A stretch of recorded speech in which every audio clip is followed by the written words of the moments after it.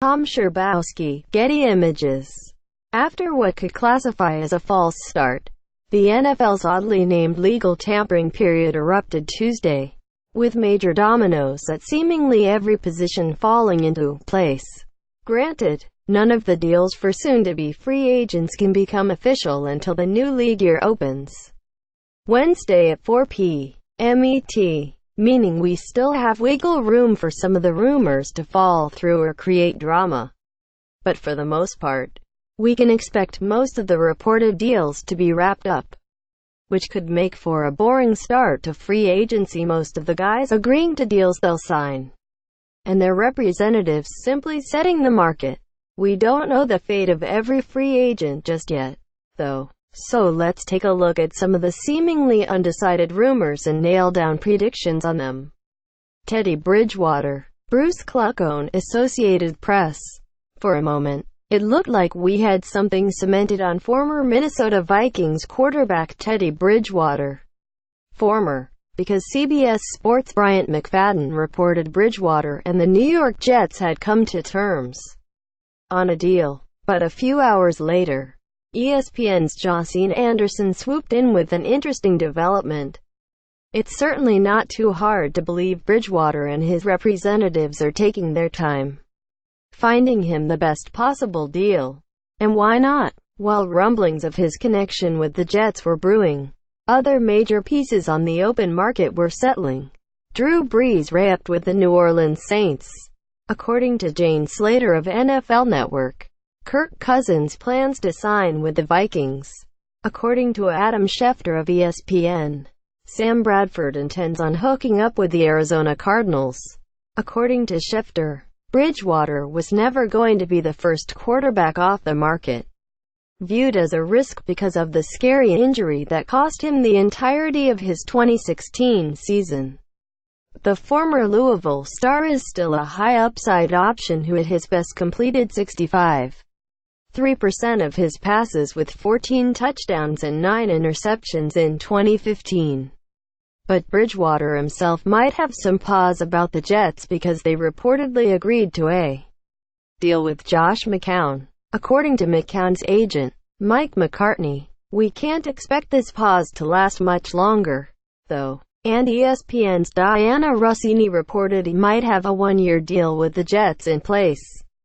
The only other team with a possible starting gig for Bridgewater is the Buffalo Bills.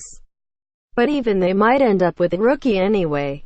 Bridgewater wants to start, but the market and upcoming draft class dictate he'll have to fight for a job. Doing so in New York might be his best chance to become a starter again. Prediction: Bridgewater signs with the Jets. Nate Sauter. Rich Barnes, Associated Press. It's interesting to see one of the league's better left tackles still without a reported deal somewhere, considering how difficult it is for a team to find a solid player at the position. Yet here we are with Nate Sauter, formerly of the New England Patriots. At first, it sounded like he was obviously headed to join the Houston Texans, according to the Houston Chronicle's John McClain.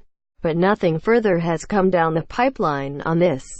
And Mary Kay Cabot of Cleveland.com reported the Cleveland Browns have an interest in the former Patriots star, saying the Browns are still pursuing Sauter as a possible replacement for Joe Thomas, who could retire. Quote, but the Browns have been all over the offensive tackle spot since the opening of the legal tampering period. They already agreed to terms with Chantrell Henderson, according to NFL Network's Ian Rapoport, as well as Chris Hubbard. Also per Rapoport, these Browns have more money than most to spend, so a team like the Patriots will have a hard time fending them off and keeping a solid left tackle. It gets interesting when looking at the Texans, a team in need of better protection in front of Deshaun Watson. The Browns are desperate, but so are these Texans. And only one of these two locales gives Sauter a chance to win now. Considering we've heard whispers about retirement around him in the past, we can presumably think the best combination of winning and money will lure him to a team. Right now, The best option still seems to be those Texans. Prediction: Sauter signs with the Texans. Jordy Nelson. Charles Rex Arbogaust, Associated Press. One unexpected addition to the free agent pool arrived Tuesday when the Green Bay Packers parted ways with wide receiver Jordy Nelson, a move reported by Schefter. In hindsight, maybe this wasn't too hard to see coming. Nelson, now 32 years old, didn't look like his usual self last season, catching 53 passes for 482 yards and 6 touchdowns. He steadily regressed over 3 seasons, and the Packers didn't want to pay on his contract anymore. The team chasing Allen Robinson, according to Rapoport, via his colleague Mark Sessler, was probably a strong hint at this move. Still, Nelson isn't going to be long for the market. And after a few hours, word popped up via Michael Galkin of the Las Vegas Review-Journal that the Oakland Raiders will have him in for a visit. It makes perfect sense for the Raiders to roll the low-cost dice here on a veteran wideout who can stabilize the underneath passing game.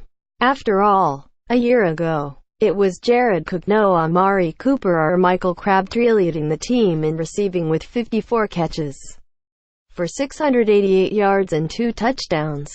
Nelson is bound to have other suitors on the open market, as reliable hands on a veteran at reduced speed are not as valuable in the right attacks. The Raiders, though, would be smart to make sure Nelson doesn't want to field any other calls, as the Derek Carr-led offense needs some juice going into a new era. Prediction: Nelson signs with the Raiders.